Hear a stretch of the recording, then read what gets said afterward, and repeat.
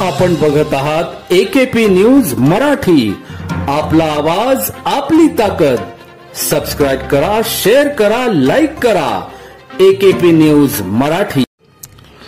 उत्तर महाराष्ट्रातील mini civil hospital म्हणून ओळखल्या जाणाऱ्या नाशिक रोड येथील हिंदू हृदय सम्राट वंदनीय बाळासाहेब ठाकरे बिटकर रुग्णालयात रुग्णावर उपचार होत नसल्याचा आरोप करून रुग्ण व त्यांचा मुलगा यांनी डॉक्टरांना मारहाण करून महिला डॉक्टरांसह वैद्यकीय कर्मचाऱ्यांना जीवे ठार मारण्याची धमकी दिल्याने रुग्णालयातील डॉक्टर, परिचारिका, सेविका व वॉर्ड बॉय यांनी काम बंद आंदोलन केले। या रुग्णांमध्ये नाशिक रोड, नाशिकसह निफाड, सिन्नर, इगतपुरी, पेठ व सुरगाणे या आदिवासी भागातून रुग्ण उपचार घेण्यासाठी येतात। या भव्य दिव्य रुग्णालयात रुग्णसंख्येच्या तुलनेत विविध तज्ञ डॉक्टर व परिचारिका व सेविकांची संख्याबळ तुलनेने कमी आहे, त्यामुळे त्यांच्यावर कामाचा मोठा ताण पडतो। रुग्णालय उपचारासाठी दाखल झालेल्या वैद्यकीय सूत्रांनी सांगितले की पहिल्या मजल्यावरील अपघात विभागात अभय रमणलाल संघवी यांना दाखल करण्यात आले होते।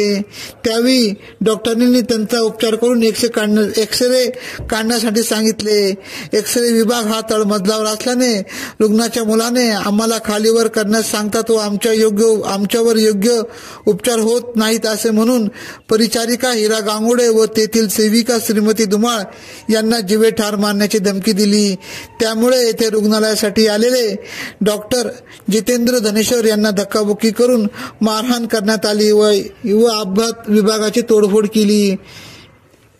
यावेळी रुग्णालयात काम करणारे सर्व संतप्त कर्मचारी काम बंद आंदोलनाचे हत्यार उपसत मुख्य प्रवेशद्वाराजवळ सकाळी बाह्यरोग तपासणीसाठी मोठ्या प्रमाणात गर्दी असते, मात्र डॉक्टर निघून गेल्याने रुग्णांचे प्रचंड हाल झाले। या ठिकाणी पोलीस चौकी तात्काळ देण्यात यावी व हल्लेखोरांना कडक शासन करावे अशी मागणी करण्यात येत आहे। एकेपी न्यूज साठी ब्युरो चीफ अनवर खान पठाण, नाशिक।